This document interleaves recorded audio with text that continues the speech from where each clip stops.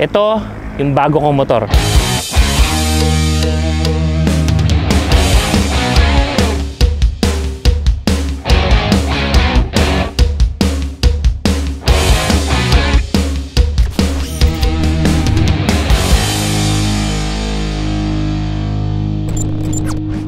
Napanood nyo na yung full review natin pagdating dito sa Bergman EX. So this is really not a full review, pero may personal reasons, may practical personal reasons kung bakit sa dinami-dami ng motor na nahawakan ko, na-review ko, at sa dinami-dami ng motor na meron sa Pilipinas, ito pa ang napili ko na bilhin ng motor bago matapos ang taon na to. Ito na nga ang Suzuki Bergman EX.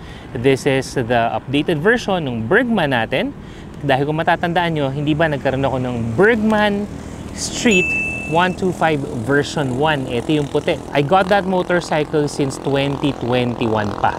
And ilang taon na rin ang tinatagal sa akin. Buhay pa. Never ako nagkaroon ng issue. And then I was able to use the Bergman version 2. Ito naman yung gamit ko sa mga nakapanood sa inyo sa Libot, Pilipinas, o yung ginawa nating Philippine Loop namin ni Boy first time, na kung saan gamit lamang ang aming mga Bergman ay nilibot namin ng buong Pilipinas. Actually, yung Bergman version 2 na yun, walang ano yun, walang pagit-pagit ng gulong, tapos isang change oil lang ang katapat, nalibot yung Pilipinas without any issue. At nakita nyo naman, marami tayong mga sinuong na mga baha, putek, landslide, bagyo. Never naman kaming binitin at never kaming nauwi sa alanganin using the Bergman version 2. At dahil nga naging kampante na ako, naging komportable na ako sa motor na to, kumbaga in terms of dependability, ginusto ko pa magkaroon ng isa pang motor sa 2024. That's why we opt to choose this Bergman Street EX version naman. Bakit? Yun ang mga pag-uusapan natin. Unang rason ko is the overall riding comfort. Alam niyo na siguro by now, I am 5'10" in height, and ang Bergman Street is meron siyang extended footrest. Ito siya. Actually, tingnan niyo yung mga bias ko. Halos unat na unat talaga at my height. Even if I compare this with the other 150, 160cc scooter na merong extended footrest, hindi ako nakakapag-unat ng aking mga binti katulad ng pag-unat ko sa Bergman ng ganito, na halos straight talaga. And from time to time, mahilig tayong bumiyahe ng malayo at ang laki talaga ng tulong nito. Isama mo na rin yung lapad ng upuan niya. Medyo malapad din ako 100 kilos ako, 5'10". So may kalakihan akong tao. Yung lapad ng upuan nito, hindi rin naman alanganin para sa puwetan ko. Kaya sobrang komportable talaga. Actually, nung Libot Pilipinas, may cheat code yan.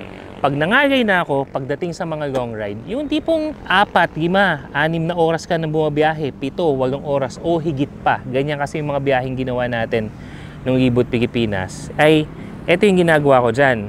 Again ito ay gagawin lamang kapag yung dire-diretso lang, hindi lamang mga kurbada, you have long stretches na kung saan medyo pwede ka magpahinga sa biyahe. But at the same time, umaandar yung motor mo. Ang ginagawa ko, I will move over sa pillion side, sa angkasan, parang ganito. Tapos, ilalagay ko yung mga paa ko dito naman sa pillion step o sa tapakan ng angkasan. So, ang tendency nito, kung mapapansin nyo or kung makikita nyo, parang hindi naman masyadong komportable. Parang naka-naked bike na yung itsura ng riding position mo, yung medyo nakayuko ng konti, di ba? Pero, ang nagagawa nito is yung pressure sa puwet. Hindi ko na ipapakita yung puwet ko. Pero yung pressure sa puwet naiiba. Hindi ba sa long ride natin masakit na sa puwet kahit na naka-upright riding position ka, basta't ilang oras ka na bumabiyahe? Ito, actually, yung sinasabi ko at sinasabi ni Boy P na cheat code kung bakit kahit naka ilang oras na kami bumabiyahe ay hindi pa rin, halos hindi kami bumababa, halos hindi kami humihinto, except na lang kapag tayo ay magpapagas o magsi-CR, but that's about it. Halos hindi nga kami kumakain. And then, kapag okay ka na dito, medyo nangangagi naman yung likod mo, pero yung puwet mo nakapagpahinga na, balik ka lang dito, upright riding position, at gaya nga nung nasabi ko, extended footrest. So, overall riding comfort. Pangalawang rason kung ba't ito yung binigay ko is really for practical reasons. Dahil alam ko na ang motor na ito ay gagamitin ko sa pang-araw-araw.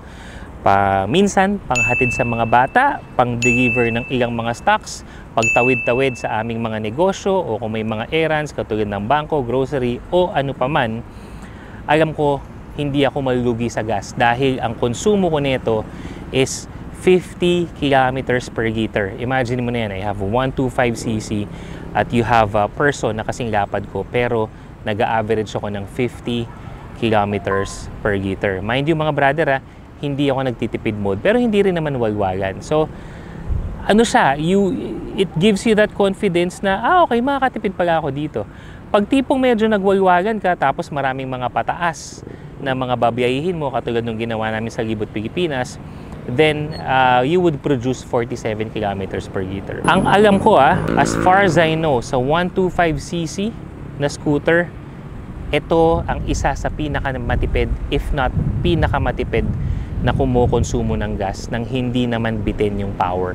Isa pa sa mga practical reason bukod sa napakatipid sa gas na to is the space, the storage space na meron tong motor na to.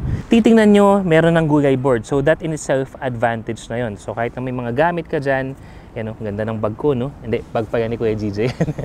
Kahit na may mga gamit ka dyan, tingnan nyo pwestohan ko pa rin siya. I can still ride comfortably dahil malapad yung gamit ko, kahit mag-isang kabang bigas ka pa dito, okay lang. So napaka-practical, lalong-lalo na pag may mga bitbitin ka.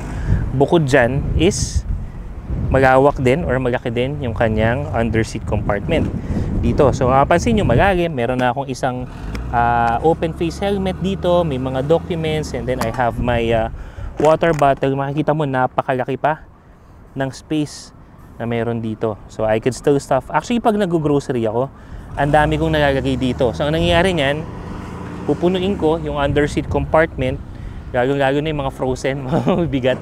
Dito siya, tapos yung mga dagahin ko, yung mga chichirya, yung mga tinapay, yung mga etc.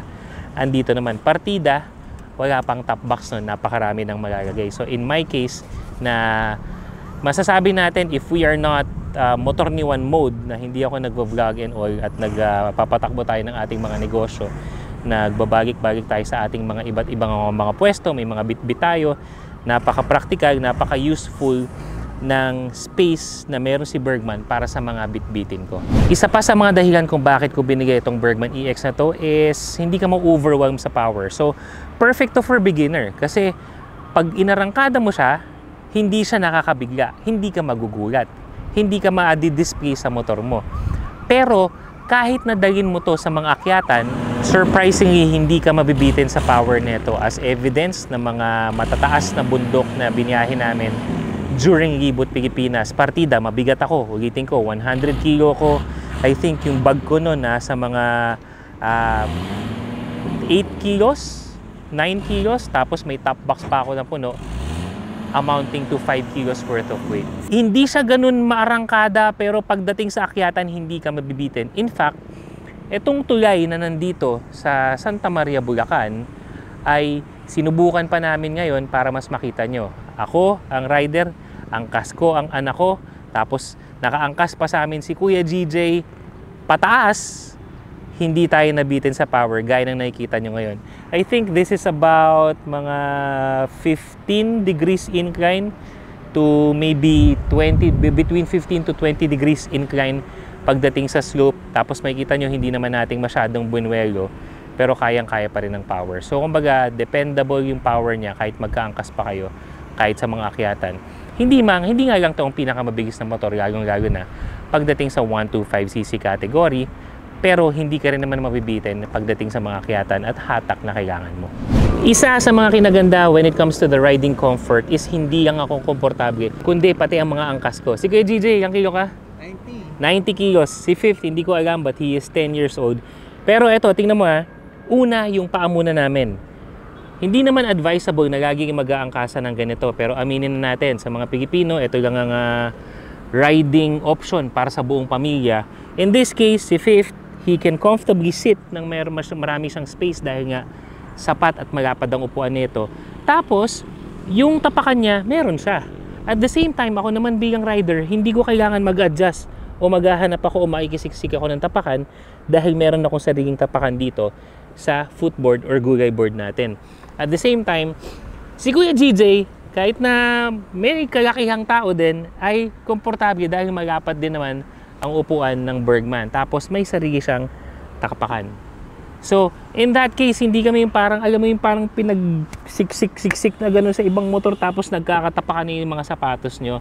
Lahat komportable, lahat may enough space para komportable din naman mga kabiyahe. At yun ang mga rason kung bakit Bergman EX ang binili ko sa dinami-dami ng mga motor na choices because it fits how I ride, my riding style, yung purpose ko sa pagbigay or paggamit ng motor, at saka syempre yung mga functions niya, yung power niya, swak sa paggagamitan ko ng motor. In fact, madalas, itong anak ko na to ay lagi ko sinaservisan from school and komportable nga kami, gaya na nakita nyo kanina na nakakapagmaneho, may space pa sa bag and all. So, kayo mga brother, anong motor nga ba ang binili nyo or balak bilhin bago matapos ang 2024 o kaya ang pinagpaplanuhan yung bilhin pagpasok ng 2025? I-comment nyo sa baba at pag-usapan natin yan. At baka naman makuha mo na talaga ang motor na inaasam-asam mo.